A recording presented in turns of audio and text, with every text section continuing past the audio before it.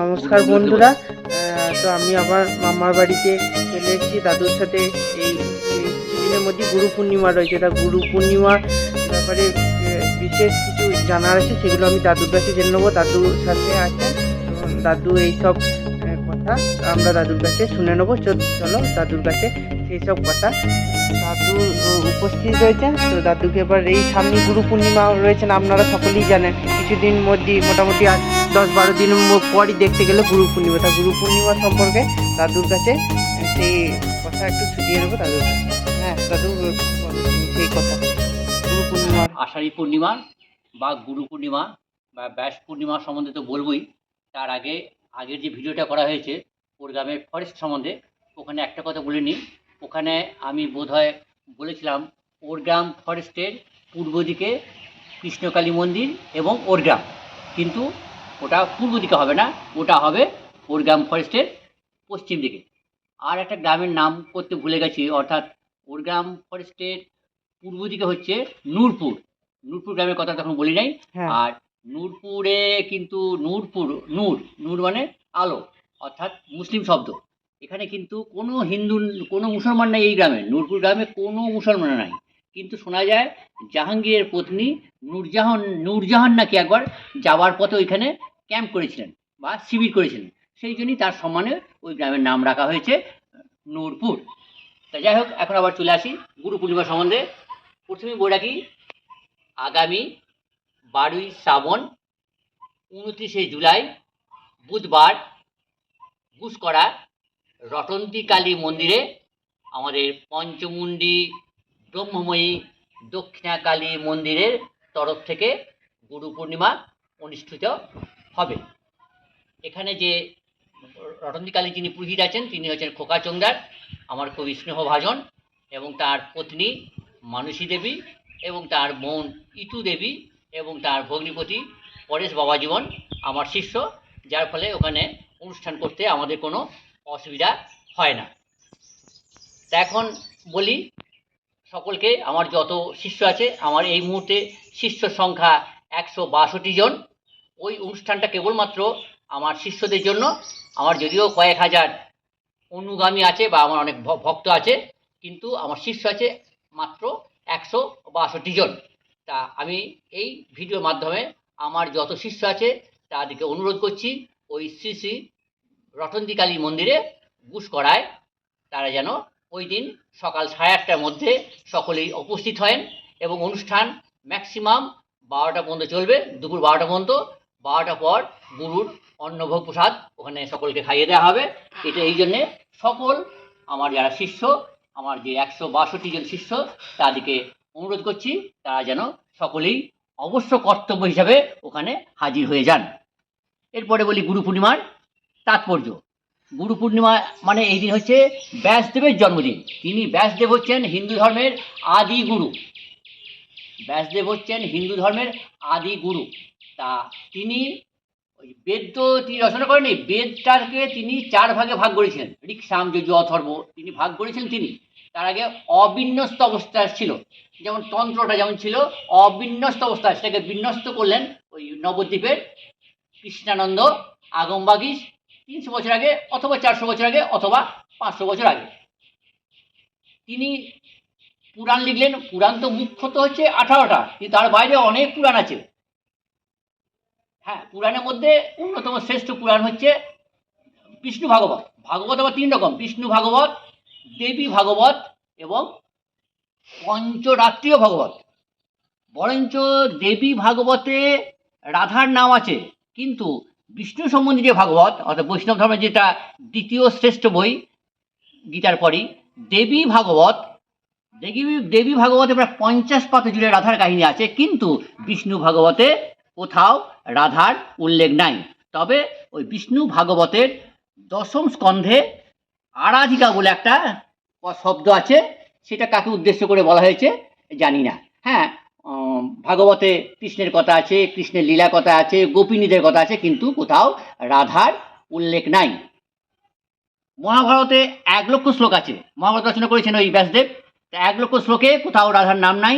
মহাভারত থেকে ওই 18টা অধ্যায় বার করে নেওয়া হলো, তাতে সেই 18টা অধ্যায়ে যে গীতা, শ্রীমদ্ ভগবদ্গীতা, তাতেও কোথাও রাধার উল্লেখ নাই, হরিবংশে রাধার উল্লেখ নাই, বিষ্ণু পুরাণে রাধার উল্লেখ নাই। তা যদিও ব্রহ্মবৈবর্ত পুরাণ বা দশাবতার চরিত, অন্যান্য পঞ্চরাত্রীয় ভাগবত এসবে নিশ্চয়ই রাধার নাম আছে। এবার রাধা তো হচ্ছেন মানে যেটা মূল ভাগবতে এখানে আছে, সেখানে রাধা জন্মগ্রহণ করেছিলেন ওই ভাদ্র মাসে শুক্লপক্ষে অষ্টমীর দিনে। কিন্তু দেবী রাধাতন্ত্র অনুযায়ী, রাধাতন্ত্র যে বইটা আছে তাতে কিন্তু উল্লেখ আছে রাধা জন্মগ্রহণ করেছিলেন চৈত্র মাসে পুষ্যা নক্ষত্রে শুক্লপক্ষের নবমী তিথিতে, এবং তার পিতার নাম বৃষভানু নয়, তার পিতার নাম বিকোভানু। তা যাই হোক, শ্রী শ্রী ব্যাসদেব, তার পুরো নাম হচ্ছে কৃষ্ণ দ্বৈপায়ন বেদব্যাস। তার রংটি কালো ছিল, এই জন্য তার নাম কৃষ্ণ। দ্বৈপায়ন নদীর তীরে, অর্থাৎ ওই যমুনার ওইখানে জন্মগ্রহণ করেছেন, সেই জন্য তার নাম দ্বৈপায়ন। আর বেদব্যাস, ব্যাস ভাগ করা, তিনি বেদগুলোকে ভাগ করেছিলেন, এই জন্য তার নাম হচ্ছে বেদব্যাস। কৃষ্ণ দ্বৈপায়ন বেদব্যাস। এবং কুল গাছের তলায় তিনি সিদ্ধি লাভ করেছেন। কুলকে ভালো কথায় বলা হয় বদর। তা তিনি বদ্রিকাশ্রমে সিদ্ধি লাভ করেছিলেন, এবং সেটা সেদিনটা ছিল সরস্বতী পুজোর দিন। সেই জন্যে সরস্বতী পুজোর দিন এখনো ধারণা আছে যে ছাত্ররা সরস্বতী পুজো না পেরুলে বদর বা কুল খায় না। মহাভারতে যে 1 লক্ষ শ্লোক আছে, সেই 1 লক্ষ শ্লোক তিনি তো বলে দিয়েছিলেন, লিখেছিলেন ওই সিদ্ধিদাতা গণেশ, তিনি লিখেছিলেন নিজ হস্তে। অর্থাৎ উনি ছিলেন ডিকটেটর, ব্যাসদেব ছিলেন ডিকটেটর, যেমন শর্ট হ্যান্ডে হয়, উনি ছিলেন ডিকটেটর আর ডিকটেশন দিয়েছিলেন, আর গণেশ হচ্ছেন রাইটার। তা এখান থেকেই ওই কয়েকটা পর্ব নিয়ে অষ্টাদশ অধ্যায়ী গীতা রচনা করা হয়েছিল।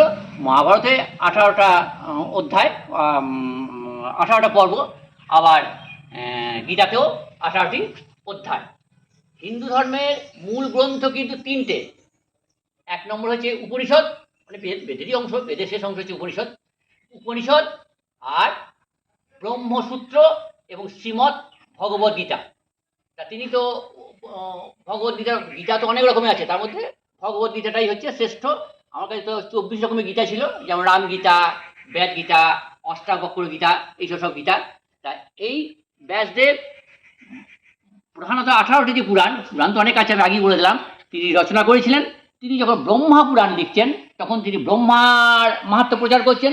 তিনি যখন বিষ্ণু সম্বন্ধীয় পুরাণ লিখছেন, তখন তিনি বিষ্ণুর মাহাত্ম্য প্রচার করছেন। আবার তিনি যখন শিব সম্বন্ধে পুরাণ লিখছেন, তখন শিবের মাহাত্ম্য প্রচার করছেন। তিনি আদি সঙ্গীতে, তিনি ধ্রুপদী যে সঙ্গীতে, তিনি হচ্ছে তার রচয়িতা। আর বেদ তো তিনি ভাগ করেছেন। আর তিনি যেহেতু উপনিষদ অনেক, মোটামুটি 13-14টার ভাষ্য রচনা হয়েছে, উপনিষদ অনেক, তা কেউ বলে 108টা, কেউ বলে 200-র বেশি। তা এই উপনিষদগুলো একটা ব্যাপার হচ্ছে কি, একটার সঙ্গে আর একটার কোনো মানে এত মিল নাই, এবং সেইগুলোকে সহজ সরল করাবার জন্যে ব্যাসদেব ওই উপনিষদ গুলোকে এক করে একটা বই লিখলেন, তার নাম হলো ব্রহ্মসূত্র। হিন্দু ধর্মের মূল জানতে গেলে আমাকে জানতে হবে 3টে মূল গ্রন্থ, তাকে বলা হয় প্রস্থানত্রয়, অর্থাৎ উপনিষদ, ব্রহ্মসূত্র এবং শ্রীমদ্ ভগবদ্গীতা। এই ব্রহ্মসূত্র থেকেই শঙ্করাচার্য ভাষ্য রচনা করলেন। সেই ব্যাসদেবী ওই শঙ্করাচার্য বলেছিলেন যে ব্রহ্মসূত্রের পর তুমি গীতা এবং উপনিষদের ভাষ্য রচনা করবে। তাই এই ব্রহ্মসূত্র থেকেই ওই বৈষ্ণবদের যে 4টে ধারা আছে, 4টে ধারা বৈষ্ণবদের, সেই 4টে ধারা ওই তারও উৎপত্তি হয়েছে ব্রহ্মসূত্র থেকে, বা ওই বেদান্ত থেকে। উপনিষদে বেদান্তের মধ্যে এগুলো সব করছে। তো উপনিষদ, ব্রহ্মসূত্র এবং উপনিষদ, গীতা, এই 3টেকে নিয়ে হচ্ছে, এবং ব্রহ্মসূত্র, এই 3টেকে নিয়ে যে এই 3টি মূল গ্রন্থ, সেই অর্থাৎ বেদান্ত মধ্যে সবগুলো ঢুকছে। উপনিষদ, ব্রহ্মসূত্র এবং গীতা, এই 3টেকে নিয়ে হচ্ছে ব্রহ্মসূত্র, এবং এই বেদান্ত হচ্ছে এই 3টে সূত্রকে নিয়ে গঠিত। অর্থাৎ বেদান্তের পরিধি, বেদান্ত দর্শন, ওটা পরিধি উপনিষদ থেকে আরও বড়। এবং ওই বেদান্ত থেকেই, বেদান্তের ছত্রছায়াতেই জন্ম হলো এই 4টে বৈষ্ণব সম্প্রদায়। একটা হচ্ছে শ্রী সম্প্রদায়, যেটি আচার্য হচ্ছেন রামানুজ। এছাড়া আর একটা হচ্ছে ব্রহ্ম সম্প্রদায়, যার আচার্য হচ্ছেন মধ্যাচার্য। আমাদের বাংলার যারা গৌড়ীয় বৈষ্ণব তারা হচ্ছেন ব্রহ্ম মধ্য সম্প্রদায়। আর একটি সম্প্রদায় হচ্ছে সনক সম্প্রদায় বা চতুষ্কুমার সম্প্রদায়। এদের যিনি আচার্য তিনি হচ্ছেন নিম্বার্কাচার্য। তিনি নিম গাছের মধ্য দিয়ে অর্ক বা সূর্যকে দেখিয়েছিলেন বলে সুদর্শনের মাধ্যম দিয়ে, সেই জন্যে তাকে বলা হয় নিম্বার্ক বা নিয়মাদিত্য। এবং তার তিনি হচ্ছেন, বলা শোনা যায় নাকি, তিনি হচ্ছেন সুদর্শনের অবতার। আর একটা হচ্ছে তার হচ্ছে আচার্য হচ্ছেন বল্লভাচার্য। এটা আর একটা সম্প্রদায়, তারা হচ্ছেন, তাদেরকে বলা হয় রুদ্র সম্প্রদায়। তাহলে এই তো গেল এই সম্প্রদায়ের ব্যাপার। আর এদিকে ব্যাসদেব তিনি তো জন্মগ্রহণ করেছিলেন, তার মায়ের নাম সত্যবতী এবং মৎস্যগন্ধা, এবং তার পিতার নাম পরাশর। তার 5 জন শিষ্য ছিল। 5 জন শিষ্যের মধ্যে একজন হচ্ছে তার নিজেরই পুত্র সুখদেব, আর বাকি 4 জন হলেন সুমন্ত, জৈমিনী, পৈল, বৈশম্পায়ন এবং সুখদেব। লোমহর্ষণ বা রোমহর্ষণ মুনিকে তিনি ইতিহাস ও পুরাণ পাঠের শিষ্য হিসাবে গণ্য করেন। লোমহর্ষণের সুযোগ্য পুত্র নৈমিষারণ্যে মহাভারত পাঠ করেন। কাশীতে বৃদ্ধ ব্রাহ্মণের ছদ্মবেশে ব্যাসদেব শঙ্করাচার্যকে ব্রহ্মসূত্রের পর গীতা ও উপনিষদের ভাষ্য রচনা করতে বলেন। তিনি সঞ্জয়কে দিব্যচক্ষু দান করেছিলেন। ধৃতরাষ্ট্র, গান্ধারী ও যুধিষ্ঠিরকে উপদেশ দান ব্যাসদেবের চরিত্রের পরিচয়। তাঁর কৃপায় ধৃতরাষ্ট্র, গান্ধারী, কুন্তী ইত্যাদি মৃত আত্মীয়দের দর্শন পান। ব্যাসদেব নিজেই বলেছেন, মহাভারতে যা নাই তা অন্য কোথাও নাই। এই কয়েকটি কথা বলে এবং সকলকে ওই 12ই শ্রাবণ গুসকরা রটন্তী কালী মন্দিরে হাজির হতে সমস্ত শিষ্যগণকে, আমার 162 জন শিষ্যগণ অনুরোধ করছি। তার জন্য ওটা অবশ্যই, এটা তাদের অবশ্য কর্তব্য। সমস্ত কাজ ফেলে তাদেরকে অনুরোধ করবো আমার শিষ্যদিকে ওই দিন যেন অবশ্যই ওই গুসকরা রটন্তী কালী তলায় হাজির হয়ে যান। জয় গুরু।